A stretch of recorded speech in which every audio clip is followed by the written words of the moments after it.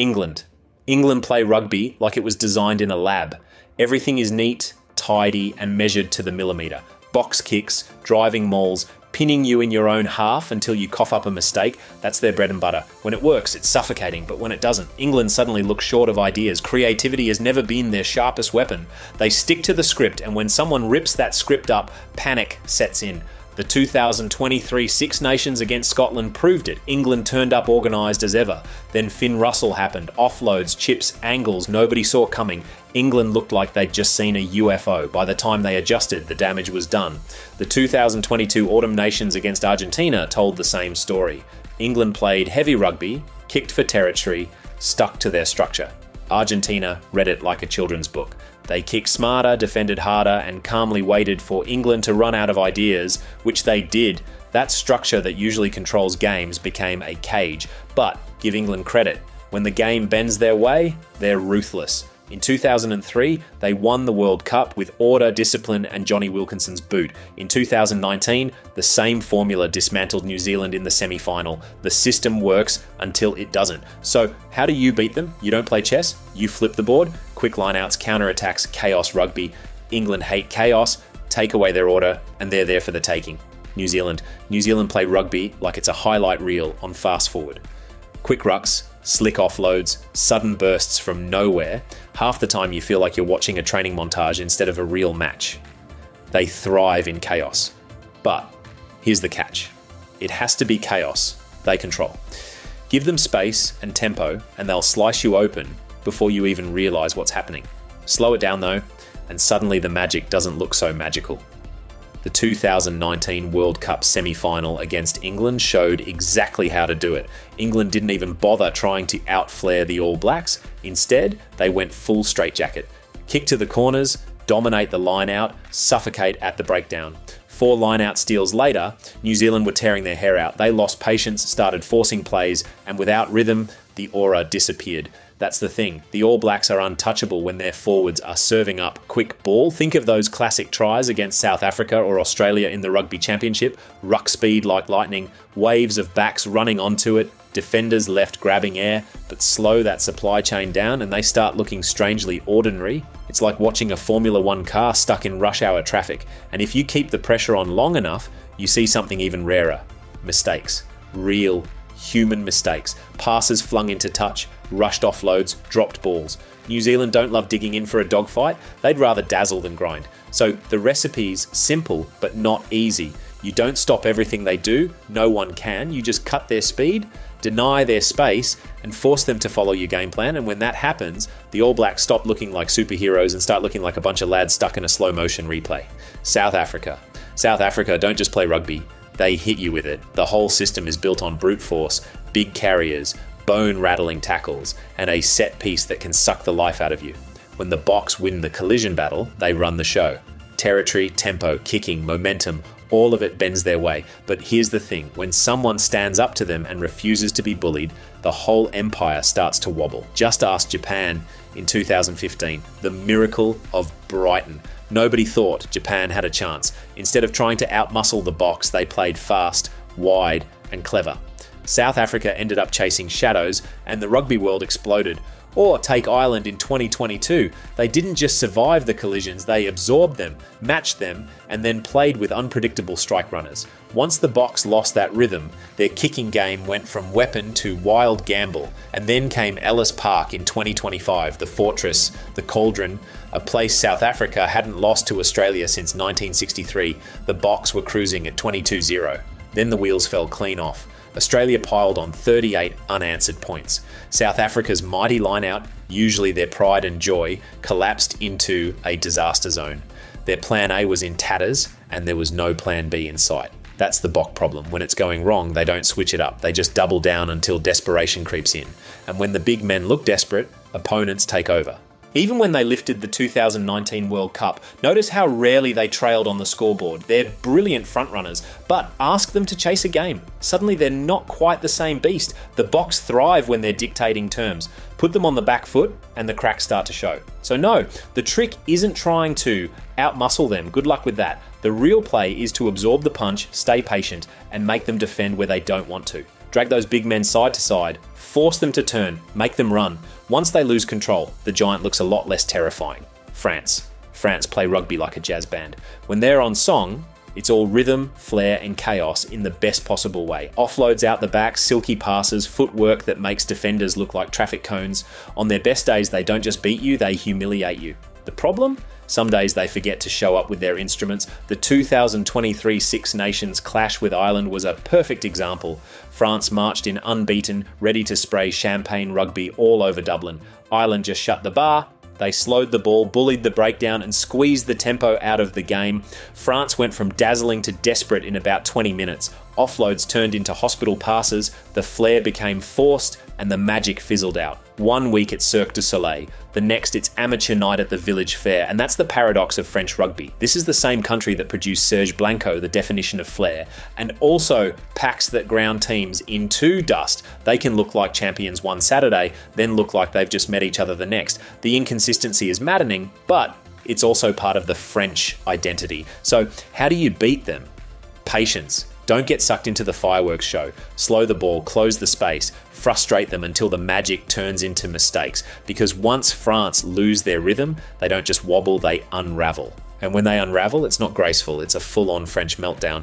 Ireland play rugby like clockwork. Everything is drilled, precise, and brutally efficient. Their attack runs like a machine, their defense is watertight, and they almost never hand you a freebie. When it's all clicking, they're suffocating to play against. But here's the thing, that same structure that makes them great can also box them in. Take the 2023 World Cup quarterfinal against New Zealand. Ireland had all the ball, all the phases, and all the patience. 37 phases at the death, looking for a gap. 37. That's basically a Netflix episode, but New Zealand never cracked. They just stayed calm, held their shape, and waited for Ireland to blink. And when they did, it was game over. That's the issue. When plan A stops working, Ireland don't always have a plan B. The whole system relies on lightning quick rucks. When the ball's fast, their backs carve you up like it's nothing, but slow that ball down, and suddenly the passes get deeper, the runners lose steam, and the defense resets. The big green machine starts coughing and spluttering. That's why they can own the Six Nations, but keep stumbling when it comes to World Cups.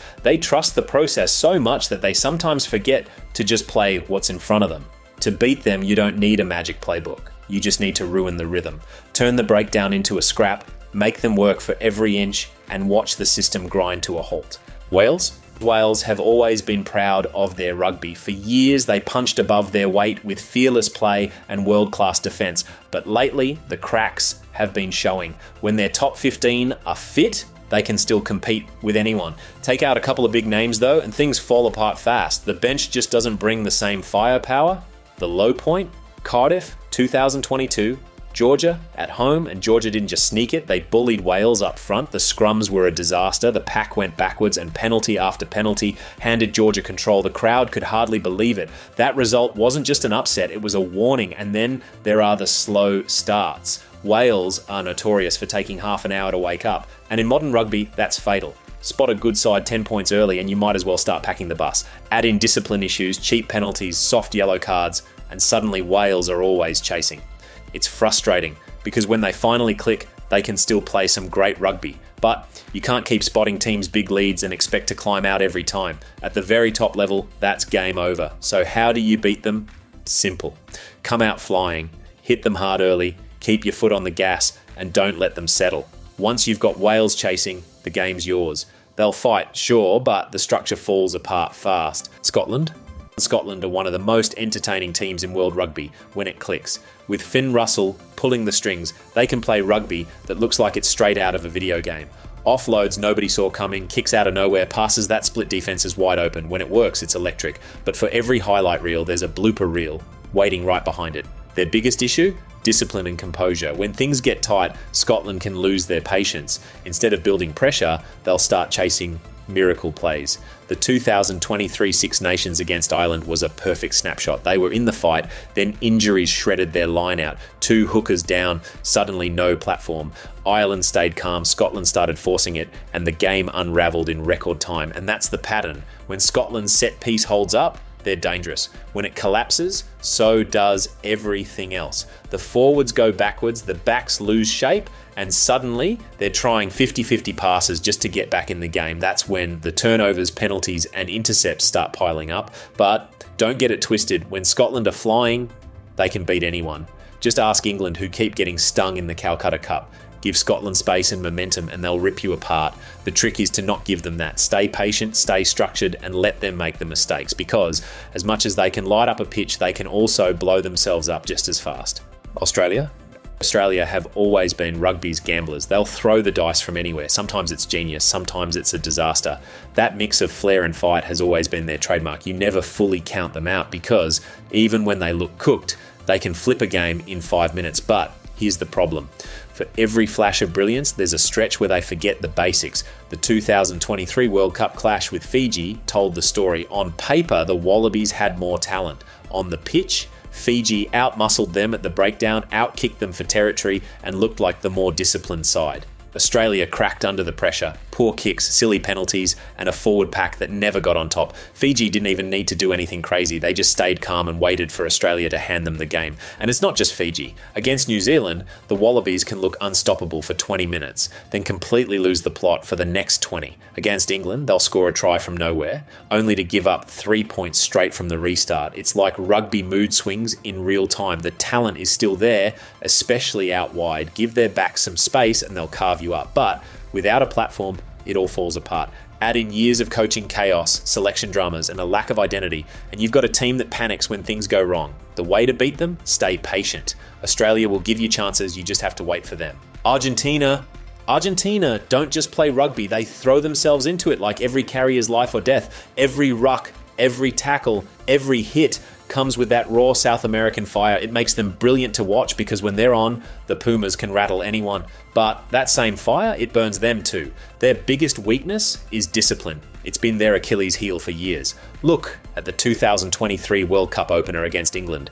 England didn't score a single try, not one. George Ford just kept slotting penalties and drop goals because Argentina couldn't stop giving them away. High tackles, breakdown infringements, cheap shots. England basically sat back and said, "Thanks lads, keep them coming."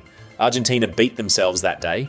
History's full of those contradictions. In 2007, they shocked the world by finishing third at the World Cup, built on discipline and forward dominance. In 2015, they lit the tournament up with fearless running rugby. But for every high point, there's a collapse where they unravel with silly mistakes. That emotional edge that makes them dangerous also makes them fragile. And then there's their reliance on the pack. When the forwards are smashing collisions and winning the gain line, Argentina look formidable, but when they don't get that go forward ball, the attack dries up. The backs can look predictable and the frustration builds. Suddenly you see knock-ons, forced offloads, late hits. So how do you beat them? You stay patient. Let the Pumas burn hot, let them lose their cool, and the cracks open up. They'll fight you with everything, but too often they'll fight themselves too. Italy have spent years trying to climb out of the basement of Tier 1 rugby, and finally you can see the progress. They've got young players with pace, an attack that can actually cut teams open, and a fly half who isn't scared to take risks.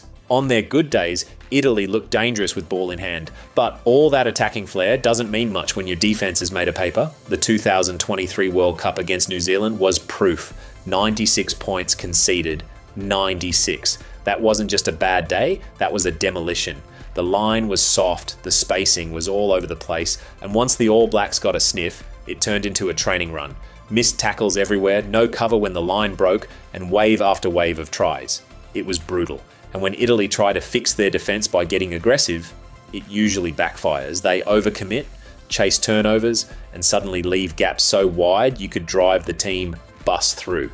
They're still figuring out that balance between staying solid and gambling for steals. There are positives though. Their under-20 side beat England in 2023, which shows the pipeline is finally producing talent. Players like Ange Capuozzo give them genuine flair and spark, but the senior team still fades against the big boys. By the hour mark, fitness goes, the structure breaks, and teams like France or Ireland run riot. Italy are improving, no doubt, but right now all you have to do is turn up the heat and wait. They'll crack eventually. Japan gave us one of the greatest shocks in rugby history with the miracle of Brighton in 2015. Beating South Africa put them on the map, and then 2019 backed it up when they reached the World Cup quarterfinals on home soil. Their style was chaos. At warp speed, lightning rucks, Endless offloads, constant movement. Teams didn't even have time to reset before Japan were already flying into the next gap. It was exhilarating, it was fresh, and it worked. But here's the problem. Once the shock factor wore off, other teams figured them out. Japan's challenge has always been size. They're not the most physically imposing side, so their whole system relies on speed and precision. Take away just one of those and the whole thing clunks to a stop. South Africa showed the blueprint in the 2019 quarter-final. They didn't bother chasing shadows. They smashed the collisions, shut down the wide channels, and suffocated Japan at the breakdown. With no quick ball, the Japanese attack looked stuck in slow motion. England did the same thing in 2024 in Tokyo. Japan tried to run them ragged, but England just slowed it down with big carries and smart kicks. Final score, 52-17. Game plan dismantled. That's Japan's dilemma. When the tempo is theirs, they can cut anyone apart, but deny them space and quick ball and they look lost. They're still thrilling to watch, but the big question is whether they can reinvent their style again, or has the rest of the rugby world finally caught up? If you enjoyed this, there is plenty more rugby content in the works. I would greatly appreciate it if you could subscribe. Thanks for watching.